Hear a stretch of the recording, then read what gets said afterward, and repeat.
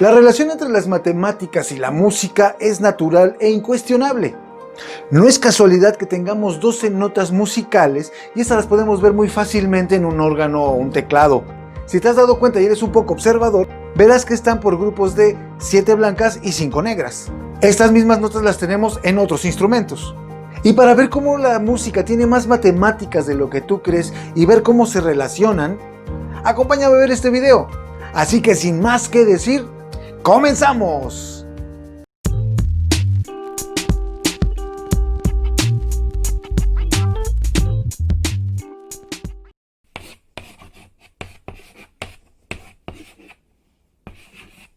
Si algo tienen en común las matemáticas y la música es que ambas necesitan creatividad para desarrollarse. Su relación es muy estrecha y ambas usan lenguajes universales. Estos lenguajes son abstractos y requieren de su aprendizaje para poder descifrarlos. Y desde luego ambos buscan la belleza. Pero ¿cómo pasamos de esto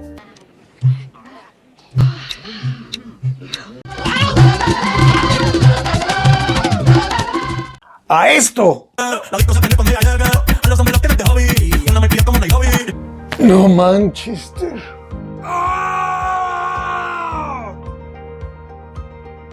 Señor, ya llévanos. ¡Cállate, maldito aparato, que no puedo oír mi cerebro! Perdónalo, señor, no saben lo que hacen.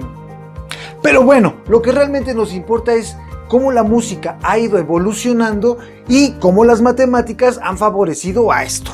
Y ahí te va un poquito de historia. El origen de la música se estima que comenzó en la prehistoria de la humanidad. Se cree que tenía que ver con el trabajo colectivo y algunos ritos de apareamiento. Y ahí podríamos hablar de multiplicaciones, de la especie obviamente. La danza y el canto formaban parte de manifestaciones religiosas y chamánicas. Los podían usar como rituales religiosos, cantos de batallas, de cacería, e incluso lo utilizaban para hacer llover. O cuando menos eso creían. Pero ok, utilicemos los números naturales para poder empezar a contar y utilizar una línea del tiempo. Los instrumentos más antiguos son unas flautas de hueso, los cuales datan de aproximadamente 30,000 años. Ya mucho más tarde, en Sumeria, aproximadamente en el 3000 AC, es decir, antes de Cristo, o si quieres, hace 5000 años AC, es decir, antes del COVID, 19, chiste contemporáneo. Existían instrumentos primitivos tanto de percusión como de cuerda.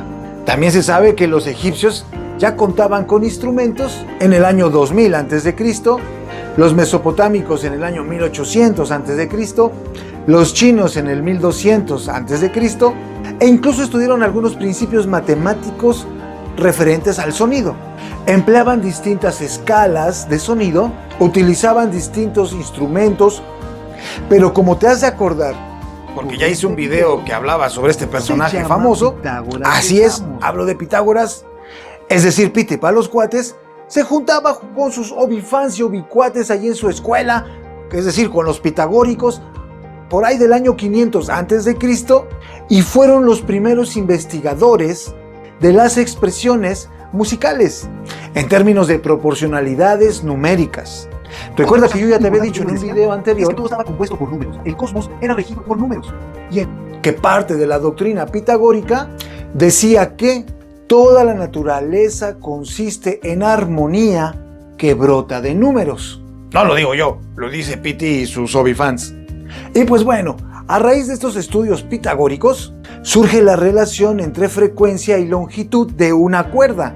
Es decir, agarraban una cuerda, la tensaban, la hacían vibrar y hacían mediciones de la sonoridad y la diferencia tonal según la longitud de la cuerda. Y así establecieron algunas unidades de medida utilizadas incluso hasta el día de hoy en los pentagramas. De hecho, fue Pitágoras quien fue el primero en establecer la primera escala musical, basada en sus cálculos matemáticos. ¿Y cómo crees que se llamó? La escala pitagórica, obviamente. Y es por estos años más o menos cuando la música es considerada como una rama de las matemáticas, rama fundamental. Pitágoras hizo famoso el monocordio, el cual es un instrumento que utilizó para identificar y definir los intervalos musicales.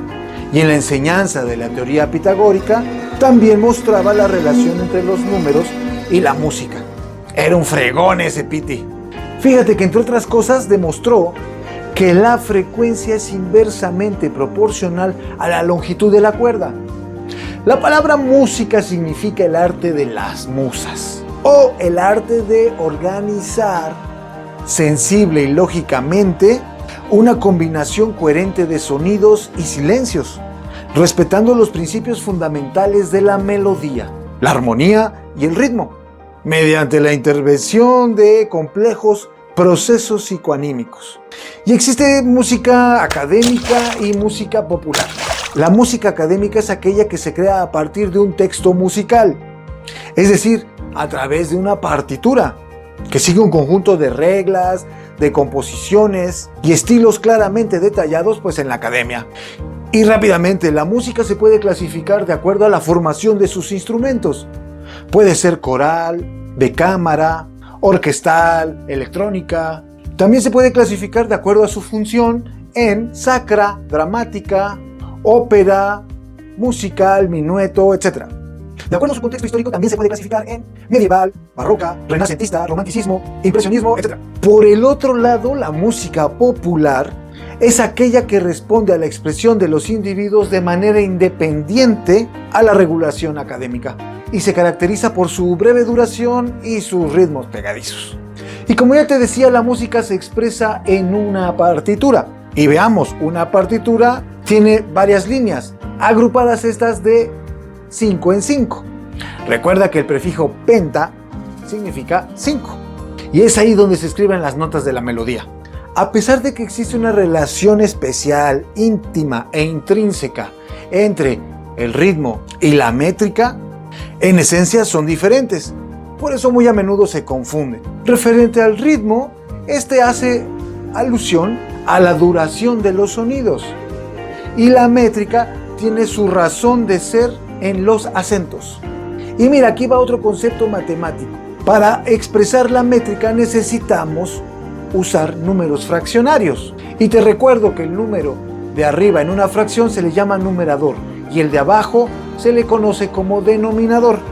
Pues bueno, en la métrica, el denominador nos indica la figura musical a usar, obviamente, y el numerador nos indica cuántas de estas figuras base se necesitan para hacer un compás. Esta fracción la usamos junto con un metrónomo y podemos usarlo de la siguiente manera. Checa, en este caso la métrica es de 3/4, es decir, tenemos un compás de 3/4. El numerador 3, como ya te dije, nos va a indicar cuántas figuras necesitamos para completar el compás. 1, 2, 3. Y el 4 del denominador nos va a indicar la figura base de este compás. Te hago notar que entonces los denominadores solo van a contar con los números 1, 2, 4, 8, 16, 32 y 64. De igual manera, en la partitura tenemos una clave o llave musical que representa la altura de la música. La altura nos permite diferenciar entre un sonido agudo y un sonido grave, porque tiene mucho que ver con los hertz que emiten estos sonidos. A mayor hertz, más agudo será este sonido. Y obviamente, a menos hertz, más grave será nuestro sonido. Y así podemos diferenciar esto. Y aún hay más matemáticas, fíjate. Jean-Baptiste Joseph Fourier, así es, el de las series de Fourier que a muchos estudiantes de ingeniería les dan dolor de cabeza, y que por cierto su tumba está en el mismo panteón donde está el cantante Jim Morrison del grupo The Doors, en el panteón Père Lachaise, bueno, más o menos así se dice, en Francia. tiene un teorema que dice lo siguiente: toda función periódica secuencialmente continua se puede expresar como la suma de las funciones de seno y coseno. Podemos resumir el teorema anterior con este modelo algebraico. Y si tú tienes en tu casa o has usado o has visto algún órgano eléctrico o algún sintetizador, pues bueno, las series de Fourier están más cerca de ti que nunca, ya que estos reproducen mediante sus circuitos eléctricos las series de Fourier para poder reproducir sus correspondientes armónicos, de los que te voy a hablar en un momento. Y bueno, mira, sin importar si la música es popular o académica, estamos de acuerdo en que es una combinación coherente de sonidos y silencios que causan una sensación e impresión en nuestro oído por un conjunto de vibraciones que se propagan por un medio elástico, como puede ser el aire. Y bueno, esto se compone de 4 parámetros fundamentales, los cuales tienen muchas más matemáticas. Número 1. La altura, que como ya te dije no es más que la frecuencia de los sonidos producidos, permitiéndolos clasificar en graves, aquellos que tienen una frecuencia baja, o agudos, aquellos que tienen una frecuencia alta, y esto depende de cuántos ciclos por segundo completen sus correspondientes vibraciones. Aquí utilizamos una unidad de medida que se llama Hertz, y obviamente aquí implica el poder medir, contar, usar la relación ciclo por segundo, o sea, Hertz, para determinar la altura. En otras palabras, la altura define la nota, no la nota. La nota. Número 2. La duración, es decir, el tiempo que permanece vibrando el sonido emitido por el instrumento. Eso está muy fuertemente relacionado con el ritmo. Así que aquí tenemos nuevamente que medir para poder establecer un ritmo, ya que no es lo mismo marchar así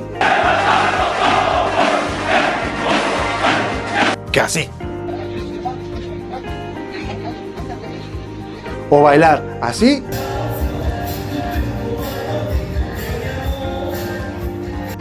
que así.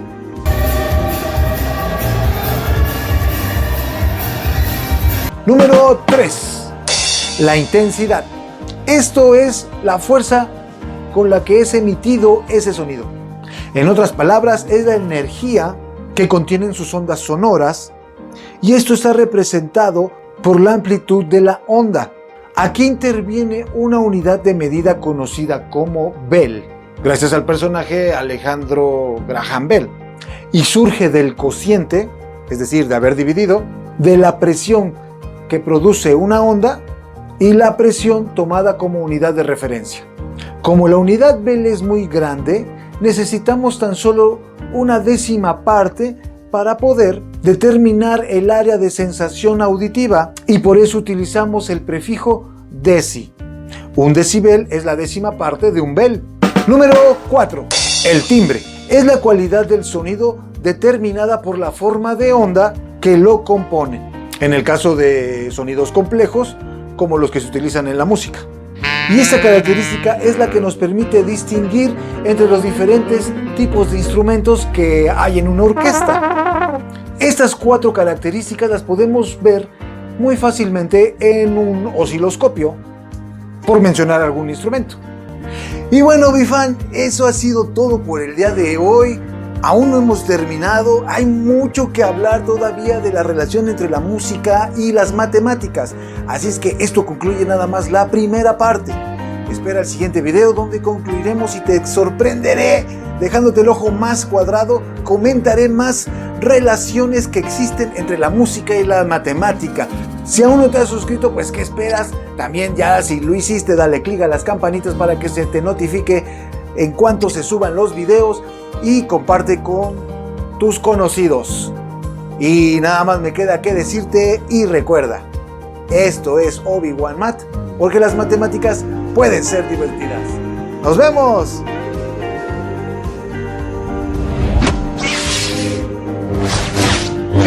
Y no me queda más. Suscríbete si aún no lo haces. Ya me equivoqué, que sé que dónde voy. Por ahí ciérrame la puerta de ahí, Marian, por favor.